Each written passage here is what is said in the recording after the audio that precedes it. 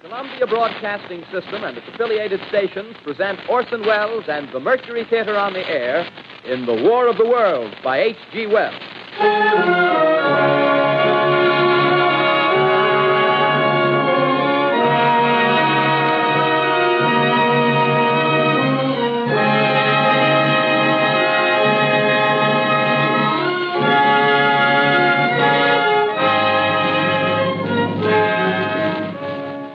Ladies and gentlemen, the director of the Mercury Theater and star of these broadcasts, Orson Welles. We know now that in the early years of the 20th century, this world was being watched closely by intelligences greater than man's, and yet as mortal as his own. We know now that as human beings busied themselves about their various concerns, they were scrutinized and studied, perhaps almost as narrowly as a man with a microscope might scrutinize the transient creatures that swarm and multiply in a drop of water. With infinite complacence, people went to and fro over the earth about their little affairs, serene in the assurance of their dominion over this small, spinning fragment of solar driftwood, which by chance or design, man has inherited out of the dark mystery of time and space. Yet across an immense ethereal gulf, minds that are to our minds as ours are to the beasts in the jungle, intellects vast, cool, and unsympathetic, regarded this earth with envious eyes and slowly and surely drew their plans against us. In the 39th year of the 20th century came the Great Disillusionment. It was near the end of October. Business was better. The war scare was over. More men were back at work. Sales were picking up. On this particular evening, October 30th, the Crosley service estimated that 32 million people were listening in on radios. For the next 24 hours, not much change in temperature. A slight atmospheric disturbance of undetermined origin is reported over Nova Scotia, causing a low-pressure area to move down rather rapidly over the northeastern states, bringing a forecast of rain accompanied by winds of light gale force. Maximum temperature 66, minimum 48. This weather report comes to you from the Government Weather Bureau. We take you now to the Meridian Room in the Hotel Park Plaza in downtown New York, where you will be entertained by the music of Raymond Raquello and his orchestra.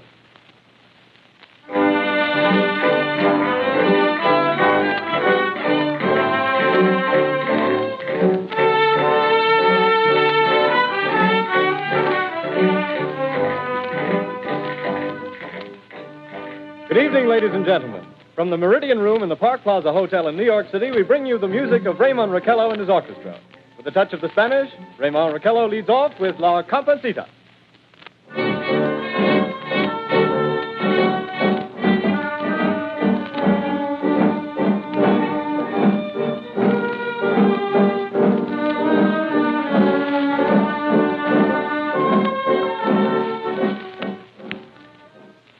Ladies and gentlemen, we interrupt our program of dance music to bring you a special bulletin from the Intercontinental Radio News. At 20 minutes before 8 Central Time, Professor Farrell of the Mount Jennings Observatory, Chicago, Illinois, reports observing several explosions of incandescent gas occurring at regular intervals on the planet Mars. The spectroscope indicates the gas to be hydrogen and moving toward the Earth with enormous velocity. Professor Pearson of the observatory at Princeton confirms Farrell's observation and describes the phenomenon as, quote, like a jet of blue flame shot from a gun, unquote. We now return you to the music of Raymond Raquello, playing for you in the Meridian Room of the Park Plaza Hotel, situated in downtown New York.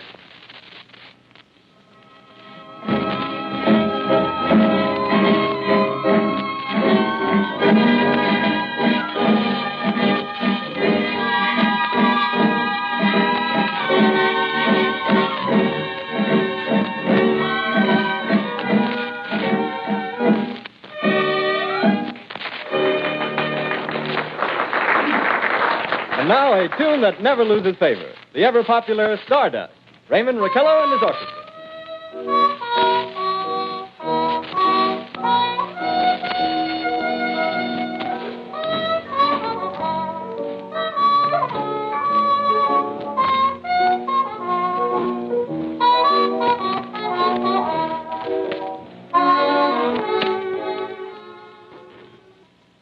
Ladies and gentlemen, following on the news given in our bulletin a moment ago, the Government Meteorological Bureau has requested the large observatories of the country to keep an astronomical watch on any further disturbances occurring on the planet Mars.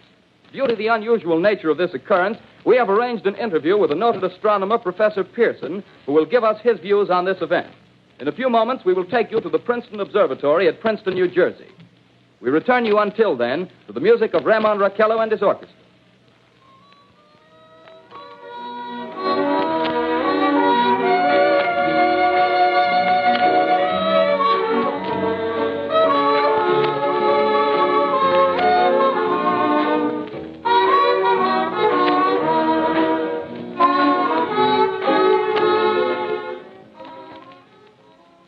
We are ready now to take you to the Princeton Observatory at Princeton, where Carl Phillips, our commentator, will interview Professor Richard Pearson, famous astronomer. We take you now to Princeton, New Jersey. Good evening, ladies and gentlemen. This is Carl Phillips speaking to you from the observatory at Princeton. I'm standing in a large semicircular room, pitch black except for an oblong split in the ceiling. Through this opening, I can see a sprinkling of stars that cast a kind of frosty glow over the intricate mechanism of the huge telescope. The ticking sound you hear is the vibration of the clockwork. Professor Pearson stands directly above me on a small platform, peering through the giant lens. I'll ask you to be patient, ladies and gentlemen, during any delay that may arise during our interview. Besides the ceaseless watch of the heavens, Professor Pearson may be interrupted by telephone or other communications. During this period, he is in constant touch with the astronomical centers of the world. Professor, may I begin our questions? Any time, Mr. Phillips. Professor, would you please tell our radio audience exactly what you see as you observe the planet Mars through your telescope? Nothing unusual at the moment, Mr. Phillips. A red disk swimming in a blue sea. Transverse stripes across the disk. Quite distinct now because Mars happens to be at the point nearest the Earth, in opposition, as we call it. In your opinion, what do these transverse stripes signify, Professor Pearson? Not canals, I can assure you, Mr. Phillips. They... Although that's the popular conjecture of those who imagine Mars to be inhabited. From a scientific viewpoint, the stripes are merely the result of atmospheric conditions peculiar to the planet. Then you're quite convinced, as a scientist, that living intelligence as we know it does not exist on Mars? I should say the chances against it are 1,000 to 1. And yet, how do you account for these gas eruptions occurring on the surface of the planet at regular intervals? Phillips, I cannot account for it. By the way, Professor, for the benefit of our listeners, how far is Mars from the Earth? Approximately 40 million miles. Well, that seems a safe enough distance. Thank you. Just a moment, ladies and gentlemen. Someone has just handed Professor Pearson a message. While he reads it, let me remind you that we are speaking to you from the observatory in Princeton, New Jersey, where we are interviewing the world-famous astronomer, Professor Pearson. One moment, please. Professor Pearson has passed me a message which he has just received. Professor, may I read the message to the listening audience? Certainly, Mr. Phillips. Ladies and gentlemen, I shall read you a wire addressed to Professor Pearson from Dr. Gray of the Natural History Museum, New York. Quote, 9:15 p.m. Eastern Standard Time. Seismograph registered shock of almost earthquake intensity occurring within a radius of 20 miles of Princeton. Please investigate. Signed, Lloyd Gray, Chief of Astronomical Division. Unquote. Professor Pearson, could this occurrence possibly have something to do with the disturbances observed on the planet Mars? Hardly, Mr. Phillips. This is probably a meteorite of unusual size, and its arrival at this particular time is merely a coincidence. However, we shall conduct a search as soon as daylight permits. Thank you, Professor. Ladies and gentlemen, for the past 10 minutes, we've been speaking to you from the observatory at Princeton, bringing you a special interview with Professor Pearson, noted astronomer. This is Carl Phillips speaking. We are returning you now to our New York studio.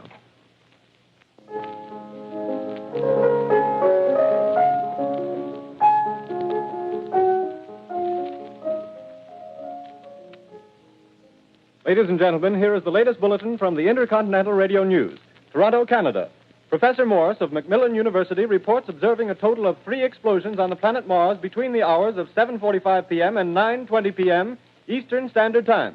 This confirms earlier reports received from American observatories. Now, nearer home, comes a special bulletin from Trenton, New Jersey. It is reported that at 8:50 p.m., a huge flaming object, believed to be a meteorite, fell on a farm in the neighborhood of Grover's Mill, New Jersey, 22 miles from Trenton. The flash in the sky was visible within a radius of several hundred miles, and the noise of the impact was heard as far north as Elizabeth. We have dispatched a special mobile unit to the scene. And we'll have our commentator, Carl Phillips, give you a word picture of the scene as soon as he can reach there from Princeton. In the meantime, we take you to the Hotel Martinet in Brooklyn, where Bobby Millett and his orchestra are offering a program of dance music.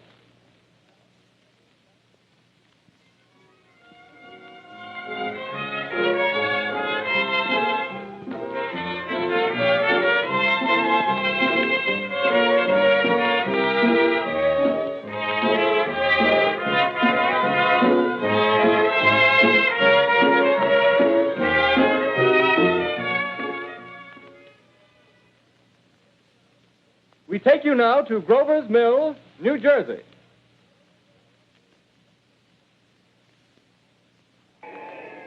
Ladies and gentlemen, this is Carl Phillips again, out at the Wilmot Farm, Grover's Mill, New Jersey. Professor Pearson and myself made the 11 miles from Princeton in 10 minutes. Well, I hardly know where to begin. To paint for you a word picture of the strange scene before my eyes, like something out of a modern Arabian Nights. Well, I just got here. I haven't had a chance to look around yet. I guess that's it. Yes, I guess that's the thing directly in front of me. Half buried in a vast pit. Must have struck with terrific force. The ground is covered with splinters of a tree. It must have struck on its way down.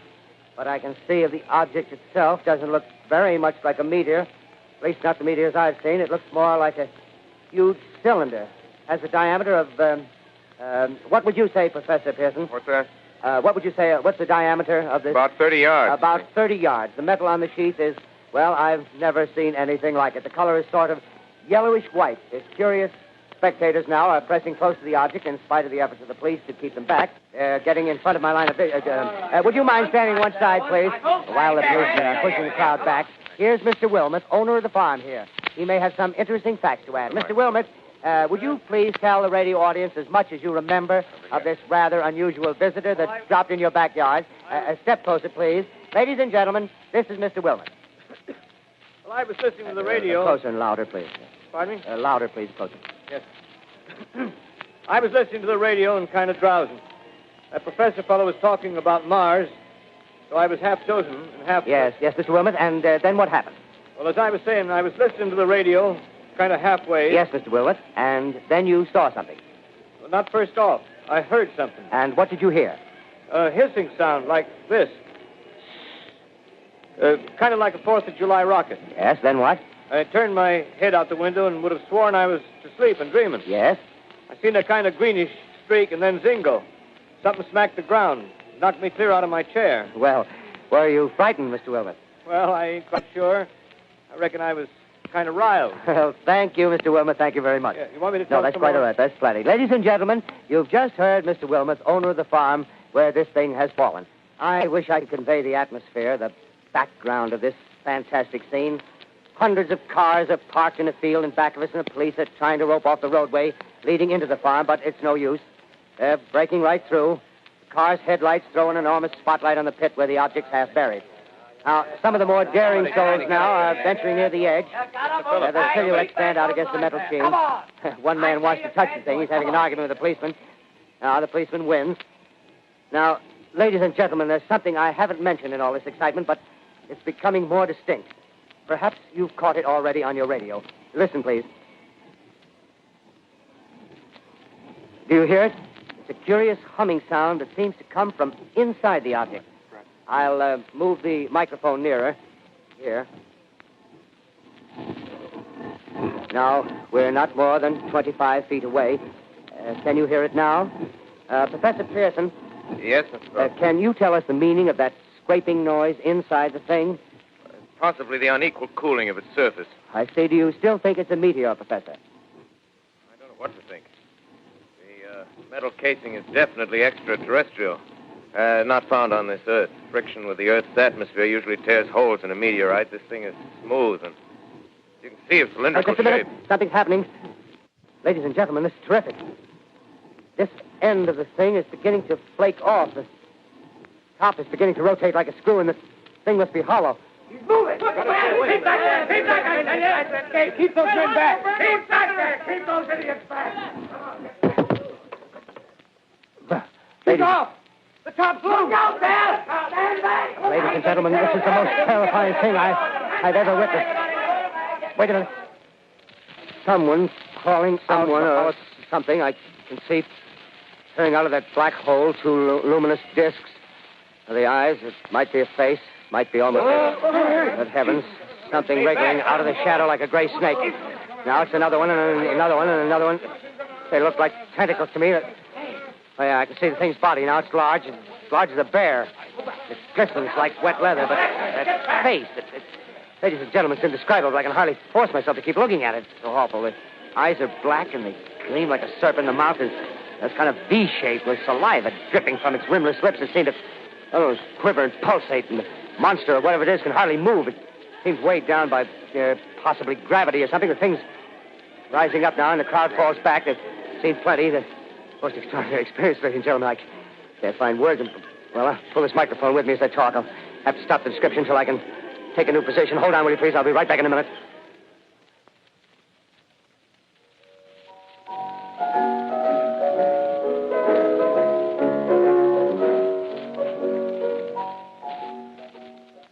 We are bringing you an eyewitness account of what's happening on the Wilmuth Farm, Grover's Mill, New Jersey.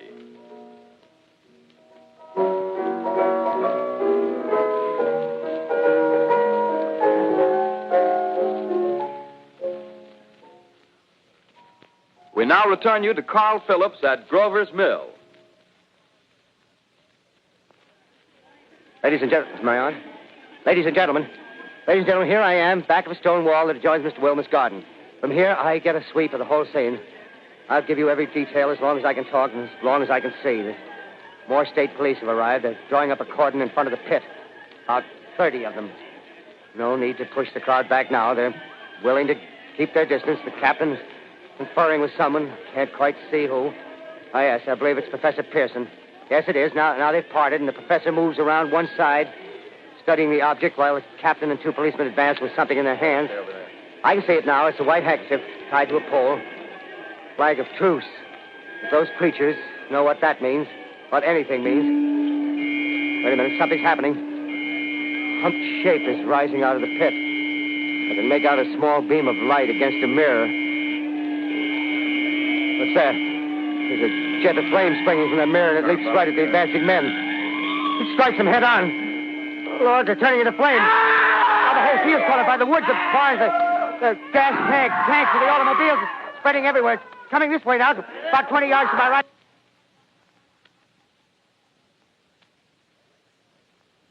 Ladies and gentlemen, due to circumstances beyond our control, we are unable to continue the broadcast from Grover's Mill.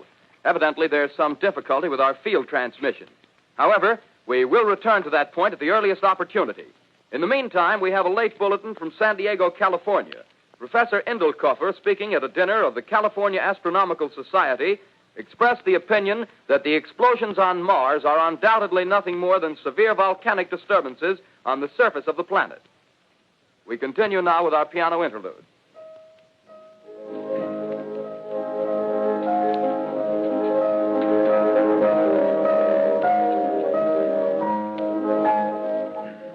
Ladies and gentlemen, I've just been handed a message that came in from Grover's Mill by telephone. Just one moment, please. At least 40 people, including 6 state troopers, lie dead in a field east of the village of Grover's Mill, their bodies burned and distorted beyond all possible recognition.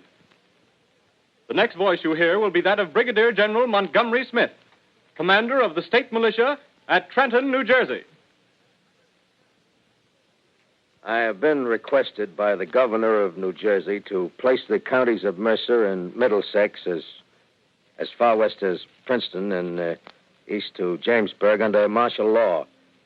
No one will be permitted to enter this area except by special pass issued by state or military authorities. 4 companies of state militia are proceeding from Trenton to Grover's Mill and will aid in the evacuation of homes within the range of military operations. Thank you. You have just been listening to General Montgomery Smith, commanding the state militia at Trenton. In the meantime, further details of the catastrophe at Grover's Mill are coming in. The strange creatures, after unleashing their deadly assault, crawled back in their pit and made no attempt to prevent the efforts of the firemen to recover the bodies and extinguish the fire. The combined fire departments of Mercer County are fighting the flames which menace the entire countryside. We have been unable to establish any contact with our mobile unit at Grover's Mill. but we hope to be able to return you there at the earliest possible moment. In the meantime, we take you to... Just one moment, please. Ladies and gentlemen, I have just been informed that we have finally established communication with an eyewitness of the tragedy.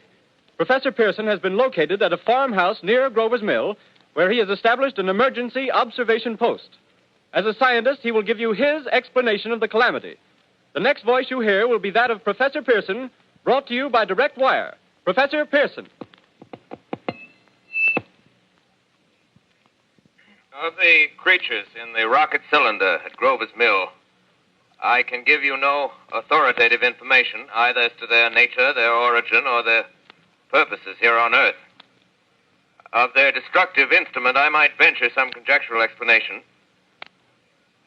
For want of a better term, I shall refer to the mysterious weapon as a heat ray.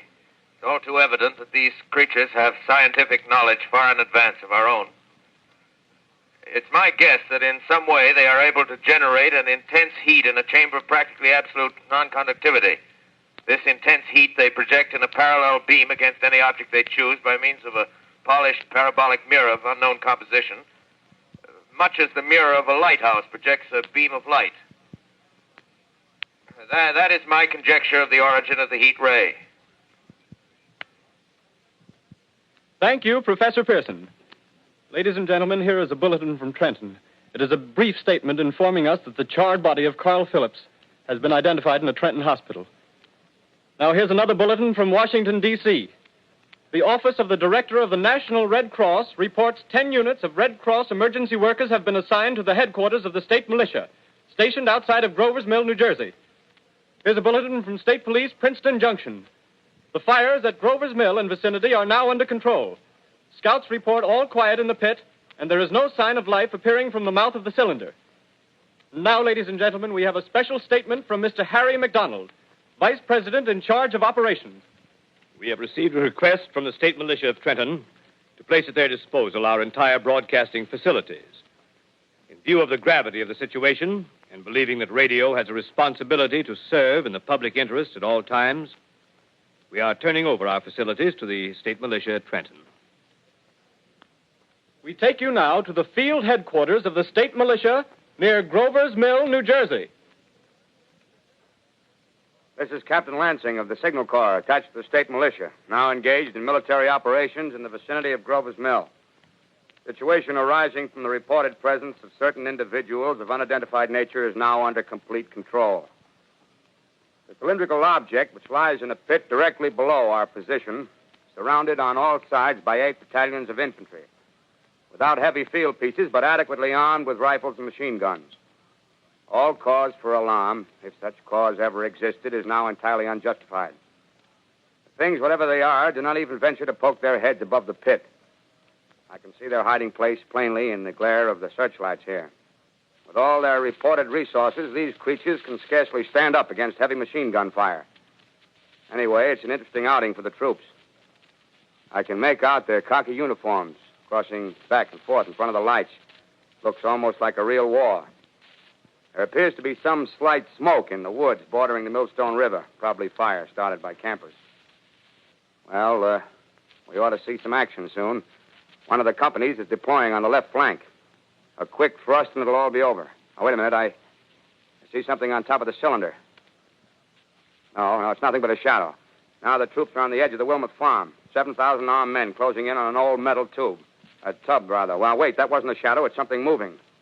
Solid metal, kind of a shield-like affair rising up out of the cylinder. It's going higher and higher. What? It's standing on legs, actually rearing up on a sort of metal framework. Now it's reaching above the trees, and the searchlights are on it. Hold on.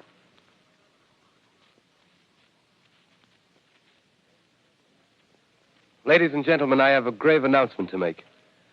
Incredible as it may seem, both the observations of science and the evidence of our eyes lead to the inescapable assumption that those strange beings who landed in the Jersey farmlands tonight are the vanguard of an invading army from the planet Mars.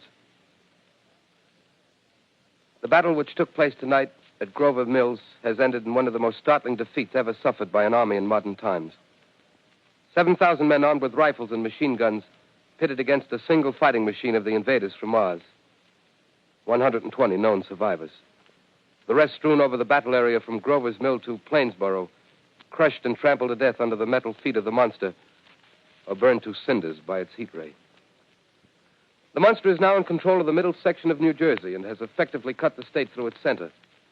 Communication lines are down from Pennsylvania to the Atlantic Ocean.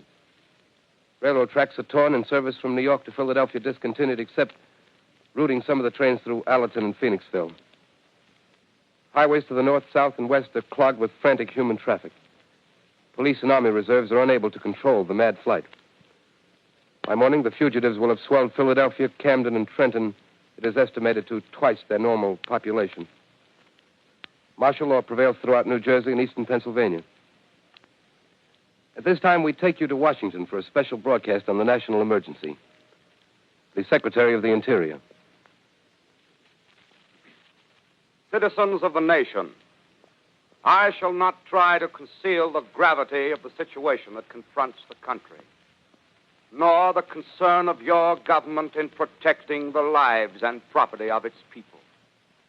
However, I wish to impress upon you, private citizens and public officials, all of you, the urgent need of calm and resourceful action. Fortunately, this formidable enemy is still confined to a comparatively small area, and we may place our faith in the military forces to keep them there. In the meantime, placing our faith in God, we must continue the performance of our duties, each and every one of us, so that we may confront this destructive adversary with a nation united, courageous, and consecrated to the preservation of human supremacy on this earth. I thank you. You have just heard the Secretary of the Interior speaking from Washington. Bulletins too numerous to read are piling up in the studio here. We're informed that the central portion of New Jersey is blacked out from radio communication due to the effect of the heat ray upon power lines and electrical equipment. Here's a special bulletin, New York. Cables have been received from English, French, and German scientific bodies offering assistance. Astronomers report continued gas outbursts at regular intervals on the planet Mars. The majority voiced the opinion that the enemy will be reinforced by additional rocket machines. There have been several attempts made to locate Professor Pearson of Princeton, who has observed Martians at close range. It is feared he was lost in the recent battle. Langham Field, Virginia.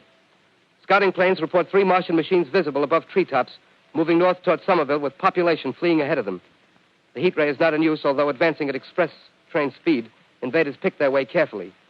They seem to be making a conscious effort to avoid destruction of cities and countryside. However, they stop to uproot power lines, bridges, and railroad tracks. Their apparent objective is to crush resistance, paralyze communication, and disorganize human society. Here is a bulletin from Basking Ridge, New Jersey. Coon hunters have stumbled on a second cylinder similar to the first, embedded in the great swamp 20 miles south of Morristown. Army field pieces are proceeding before the cylinder can be opened and the fighting machine rigged.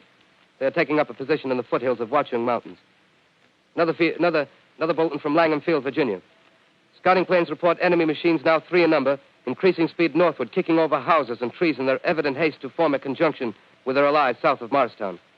Machines also sighted by telephone operator east of Middlesex, within 10 miles of Plainfield. Here's a bulletin from Winston Field, Long Island. A fleet of Army bombers carrying heavy explosives flying north in pursuit of enemy. Scouting planes act as guides. They keep the speeding enemy in sight. Just a moment, please, ladies and gentlemen. We've run special wires to the artillery line in adjacent villages to give you direct reports in the zone of the advancing enemy. First, we take you to the battery of the 22nd Field Artillery, located in the Watchung Mountains. Range 32 meters. 32 meters. Projection 39 degrees. 39 degrees. Fire. 140 yards to the right, sir. Shift range 31 meters. 31 meters. Projection 37 degrees. 37 degrees. Fire.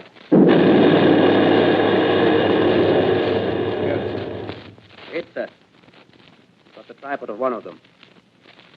They're stopped. The others are trying to repair it. Quick, get the range. Shift 30 meters. 30 meters.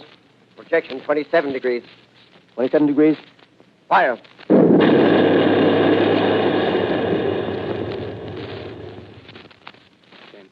Van, sir. Letting off a smoke. What is it? Black smoke, sir. Moving this way. Lying close to the ground.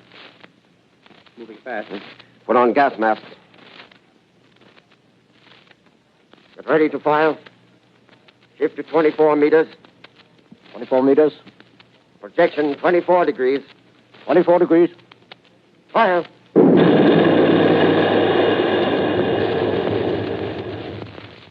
Still can't see, sir. Smoke's coming nearer. Get the range. 20 feet. Meters. 23 meters. 23 meters. Projection 22 degrees. 22 degrees.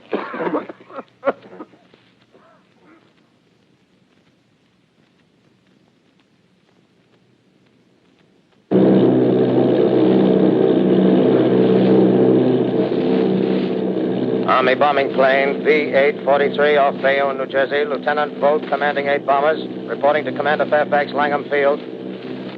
This is Vogt reporting to Commander Fairfax, Langham Field. Enemy tripod machines now in sight. Reinforced by 3 machines from the Morristown cylinder. 6 altogether. 1 machine partially crippled. Believed hit by shell from Army gun in Watchung Mountains. Guns now appear silent. A heavy black fog hanging close to the earth of extreme density, nature unknown. No sign of heat ray. Enemy now turns east, crossing Passaic River into the Jersey marshes. Another straddles the Pulaski Skyway. Evident objective is New York City. They're pushing down a high-tension power station. The machines are close together now, and we're ready to attack. Plane circling, ready to strike. 1,000 yards, and we'll be over the first.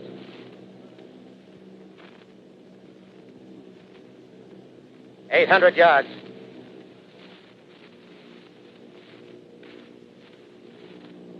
$600.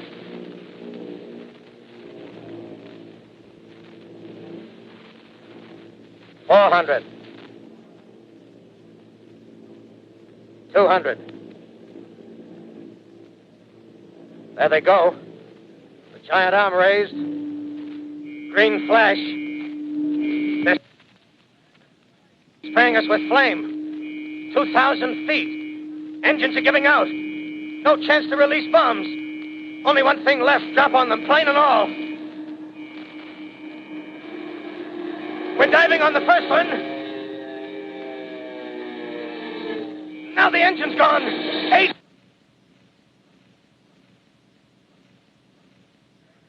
This is Bayonne, New Jersey, calling Langham Field. This is Bayonne, New Jersey, calling Langham Field. Come in, please. This is Langham Field. Go ahead. 8 Army bombers in engagement with enemy tripod machines over Jersey Flats.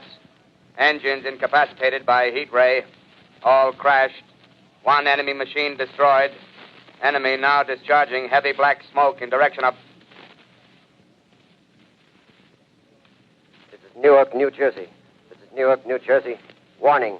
Poisonous black smoke pouring in from Jersey marshes. Reach at South Street. Gas masks useless. Urge population to move into open spaces. Automobiles use routes 7, 23, 24. Avoid congested areas. Smoke now spreading over Raymond Boulevard.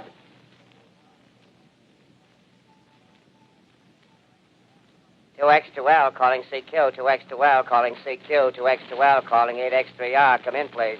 This is 8X3R coming back at 2X2L. How's reception? How's reception? K, please. Where are you, 8X3R? What's the matter?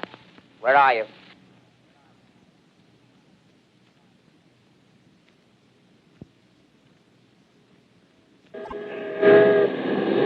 I'm speaking from the roof of Broadcasting Building. I'm speaking from the roof of Broadcasting Building, New York City. The bells you hear are ringing to warn the people to evacuate the city as Martians approach. Estimated in the last 2 hours, 3 million people have moved out along the roads to the north. Hutchison River Parkway is still kept open for motor traffic. The void bridges to Long Island hopelessly jammed. All communication with Jersey Shore closed 10 minutes ago. No more defenses. Our army is wiped out. Artillery, Air Force, everything wiped out. This may be the last broadcast. We'll stay here to the end. People are holding service here below us in the cathedral. Now I look down the harbor, all manner of boats, overloaded with fleeing population pulling out from docks. Streets are all jammed. Noise in crowds like New Year's Eve in city. Wait a minute. The enemy is now in sight above the Palisades. Five great machines. First one is crossing the river. I can see it from here, wading the Hudson like a man wading through a brook. A bulletin is handed me. Martian cylinders are falling all over the country. One outside of Buffalo, one in Chicago, St. Louis. Seem to be timed and spaced. Now the first machine reaches the shore. He stands watching, looking over the city. The steel cowlish head is even with the skyscrapers. He waits for the others. They rise like a line of new towers on the city's west side. Now they're lifting their metal hands. This is the end now. Smoke comes out, black smoke drifting over the city. People in the streets see it now. They're running toward the East River, thousands of them, dropping in like rats. Now the smoke's spreading faster. It's reached Times Square. People are trying to run away from it, but it's no use. They're falling like flies. Now the smoke's crossing 6th Avenue. 5th Avenue. 100 yards away. It's 50 feet.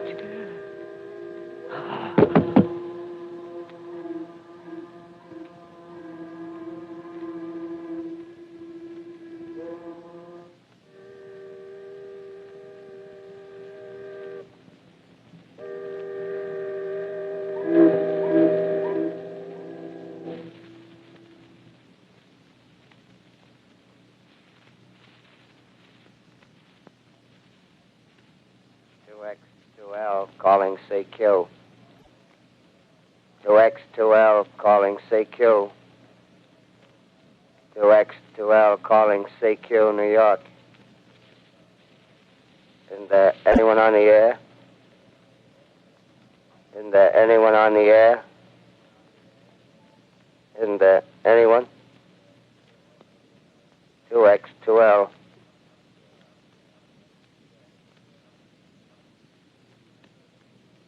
You are listening to a CBS presentation of Orson Welles and the Mercury Theater on the Air in an original dramatization of The War of the Worlds by H.G. Wells. The performance will continue after a brief intermission. This is the Columbia Broadcasting System.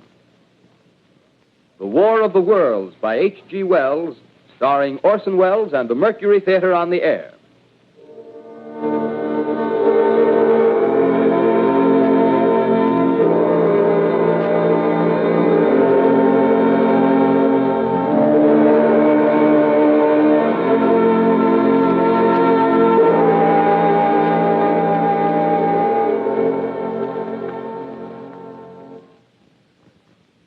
I set down these notes on paper. I'm obsessed by the thought that I may be the last living man on Earth. I've been hiding in this empty house near Grover's Mill, a small island of daylight cut off by the black smoke from the rest of the world. All that happened before the arrival of these monstrous creatures in the world now seems part of another life. A life that has no continuity with the present. furtive existence of the lonely derelict who pencils these words on the back of some astronomical notes bearing the signature of Richard Pearson. I look down at my blackened hand, and I try to connect them with a professor who lives at Princeton and who, on the night of October 20th, glimpsed through his telescope an orange splash of light on a distant planet. My wife, my colleagues, my students, my books, my observatory, my world. Where are they? Did they ever exist? Am I Richard Pearson? What day is it? Do days exist without calendars? Does time pass when there are no human hands left to wind the clocks? In writing down my daily life, I tell myself I shall preserve human history between the dark covers of this little book that was meant to record the movements of the stars. But to write, I must live, and to live, I must eat. Find moldy bread in the kitchen and an orange not too spoiled to swallow. Keep watch at the window. Time to time, I catch sight of a Martian above the black smoke.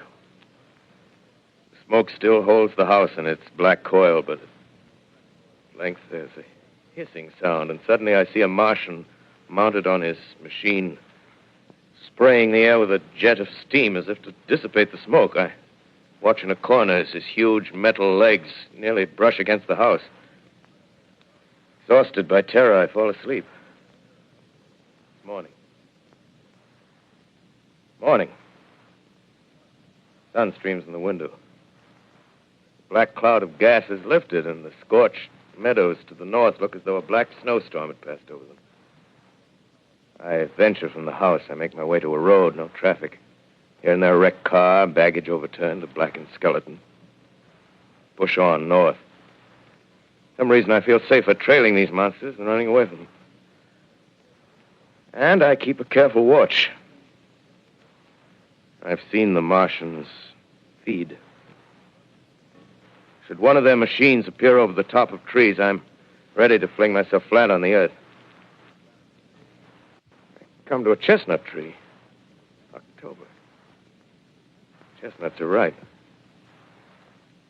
Fill my pockets. I must keep alive. 2 days I wander in a vague northerly direction through a desolate world. Finally, I notice a living creature. A small red squirrel in a beech tree. I stare at him and wonder. He stares back at me. I believe at that moment the animal and I shared the same emotion. The joy of finding another living being. Push on north. I find dead cows in a brackish field, and beyond the charred ruins of a dairy and a silo remain standing guard over the wasteland like a lighthouse, deserted by the sea. Astride the silo perches a weathercock. The arrow points north. North. Next day, I come to a city. City vaguely familiar in its contours, yet its buildings strangely dwarfed and leveled off as if a giant had sliced off its highest towers with a capricious sweep of his hand. Reached the outskirts. I found Newark. Newark, undemolished but humbled by some whim of the advancing Martians. Presently, with an odd feeling of being watched, I caught sight of something crouching in a doorway. I made a step towards it, and it rose up and became a man. A man armed with a large knife. Stop. Where do you come from? I come from many places. A long time ago, from Princeton. Princeton, huh? That's near Grover's Mill. Yes. Grover's Mill. There's no food here. This is my country. All this end of town down the river. There's only food for one. Which way are you going? I don't know. I guess I'm looking for people. Hey, what was that? you hear something just then? No. Only a bird. A live bird. Yeah. You get to know that birds have shadows these days. Say, we're in the open here. Let's crawl in this doorway here and talk. Have you seen any Martians? No. They're going over to New York. Night, the sky's alive with their lights, just as if people were still living in it. By daylight, you can't see them. 5 days ago, a couple of them carried something big across the flats from the airport. I think they're learning how to fly. Fly? Yeah, fly. Hmm. Then it's all over with humanity. Stranger, there's still you and I. 2 of us left. Yeah. They got themselves in solid. They wrecked the greatest country in the world. Those green stars, they're probably falling somewhere every night. They've only lost 1 machine. There isn't anything to do. We're done. We're licked. Where were you? You're in a uniform. Yeah, what's left of it. I was in the militia. National Guard. That's good. There wasn't any war. Any more than there's war between men and ants. Yes, but we're eatable ants. I found that out. What'll they do to us? I thought it all out. Right now, we're caught as we're wanted. A Martian only has to go a few miles to get a crowd on the run. But they won't keep on doing that. They'll begin catching us systematic, like keeping the best and storing us in cages and things. They haven't begun on us yet. Not begun? Not begun. All that's happened so far is because we don't have sense enough to keep quiet. Bothering them with guns and such stuff and losing our heads and rushing off in crowds. No, instead of our rushing around blind, we got to fix ourselves up. Fix ourselves up according to the way things are now. Cities, nations, civilization, progress. Yes, but if that's so, what is there to live for? Well, there won't be any more concerts for 1,000,000 years or so and no nice little dinners at restaurants. If it's amusement you're after, I guess the game's up. What is there left? Life, that's what. I want to live. Yeah, and so do you.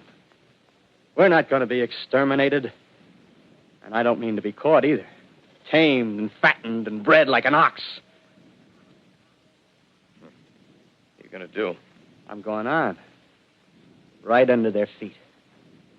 I got a plan. We men, as men, we're finished. We don't know enough. We got to learn plenty before we get a chance. We've got to live and keep free while we learn, see? I've thought it all out, see? Well, tell me the rest. Well, it isn't all of us that are made for wild beasts. That's what it got to be. That's why I watched you. Watched you. All those little office workers that used to live in these houses. They be no good. They haven't any stuff in them. They used to run off to work. I've seen hundreds of them running to catch their commuter's train in the morning, afraid they'd get canned if they didn't. Running back at night, afraid they wouldn't be in time for dinner. Lives insured and a little invested in case of accidents. Yeah, and on Sundays, worried about the hereafter. Well, the Martians, they'll be a godsend for those guys. Nice, roomy cages, good food, careful breeding, no worries. Yeah, after a week or so of chasing around the fields on empty stomachs, they'll come and be glad to be caught. You've thought it all out, haven't you? Sure, you bet I have. That isn't all. These Martians are going to make pets of some of them. Train them to do tricks. Who knows, get sentimental over the pet boy who grew up and had to be killed. Yeah, and some maybe, they'll train to hunt us. Oh, no, it's impossible. Human Yes, beings. they will. There's men who do it gladly. If one of them ever comes after me, by... In the meantime, you and I and others like us, where are we to live when the Martians own the Earth? I got it all figured out. We'll live underground. I've been thinking about the sewers. Under New York, there are miles and miles of them. The main ones, they're big enough for anybody. Then there's cellars, vaults, underground storerooms, railway tunnels, subways. You begin to see, huh? We'll get a bunch of strong men together. No weaklings. That rubbish, out. As you meant me to go. All right. Give you a chance, didn't I? Won't quarrel about that. Go on. Well, we got to make safe places for us to stay in, see? Get all the books we can. Science books. That's where men like you come in, see? We raid the museums, We'll even spy on the Martians. May not be so much we have to learn before... Listen. Just imagine this. 4 or 5 of their own fighting machines suddenly start off. Heat rays right and left. Not a Martian in them. Not a Martian in them, see? But men. Men who've learned the way how. May even be in our time. Gee. Imagine having one of them lovely things with its heat ray wide and free. We'd turn it on Martians. We'd turn it on men. We'd bring everybody down on their knees. That's your plan. Yeah. You, me, a few more of us. We'd own the world. I see. Hey. Hey, what's the matter? Where are you going? Not to your world. Bye, stranger. Well, after parting with the artilleryman, I came at last to the Holland Tunnel, entered that silent tube, anxious to know the fate of the great city on the other side of the Hudson. Cautiously, I came out of the tunnel and made my way up Canal Street. Reached 14th Street, and there again were black powder and several bodies and an evil, ominous smell from the gratings of the cellars of some of the houses. I wandered up through the 30s and 40s, stood alone on Times Square. Caught sight of a lean dog running down 7th Avenue with a piece of dark brown meat in his jaws and a pack of starving mongrels at his heels. Made a wide circle around me as though he feared I might prove a fresh competitor. Walked up Broadway in the direction of that strange powder, past silent shop windows, displaying their mute wares to empty sidewalks. Past the Capitol Theater, silent, dark. Past a shooting gallery where a row of empty guns faced an arrested line of wooden ducks. Near Columbus Circle, I noticed models of 1939 motor cars in the showrooms facing empty streets. Over the top of the General Motors building, I watched a flock of black birds circling in the sky. Hurried on. Suddenly, I caught sight of the hood of a Martian machine, standing somewhere in Central Park, gleaming in the late afternoon sun. An insane idea. I rushed recklessly across Columbus Circle and into the park. I climbed a small hill above the pond at 60th Street, and from there I could see standing in a silent row along the mall 19 of those great metal titans, their cowls empty, their steel arms hanging listlessly by their sides. I looked in vain for the monsters that inhabit those machines. Suddenly, my eyes were attracted to the immense flock of black birds that hovered directly below me. They circled to the ground. And there before my eyes, stark and silent, lay the Martians with the hungry birds pecking and tearing brown shreds of flesh from their dead bodies. Later, when their bodies were examined in laboratories, it was found that they were killed by the putrefactive and disease bacteria against which their systems were unprepared. Slain, after all, man's defenses had failed by the humblest thing that God, His wisdom, has put upon this earth. Before the cylinder fell, there was a general persuasion that through all the deep of space, no life existed beyond the petty surface of our minute sphere. Now we see further. Dim and wonderful is the vision I've conjured up in my mind of life spreading slowly from this little seedbed of the solar system throughout the inanimate vastnesses of sidereal space. But it's a remote dream. Maybe that the destruction of the Martians is only a reprieve to them and not to us. Is the future ordained, perhaps? Strange it now seems to sit in my peaceful study at Princeton, writing down this last chapter of the record, begun at a deserted farm in Grover's Mill. Strange to watch children playing in the streets. Strange to see young people strolling on the green where the new spring grass heals the last black scars of a bruised earth. Strange to watch the sightseers enter the museum where the dissembled parts of a Martian machine are kept on public view. Strange when I recall the time when I first saw it. bright and clean cut, hard and silent under the dawn of that last great day.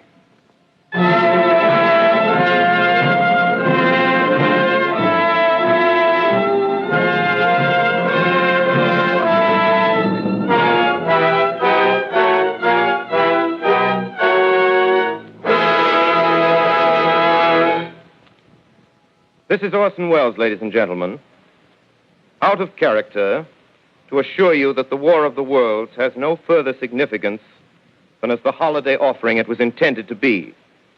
The Mercury Theater's own radio version of dressing up in a sheet and jumping out of a bush and saying boo. Starting now, we couldn't soap all your windows and steal all your garden gates by tomorrow night, so we did the best next thing. We annihilated the world before your very ears and utterly destroyed the CBS. You will be relieved, I hope, to learn that we didn't mean it and that both institutions are still open for business. So goodbye, everybody, and remember, please, for the next day or so, the terrible lesson you learned tonight. That grinning, glowing, globular invader of your living room is an inhabitant of the pumpkin patch, and if your doorbell rings and nobody's there, that was no Martian. It's Halloween.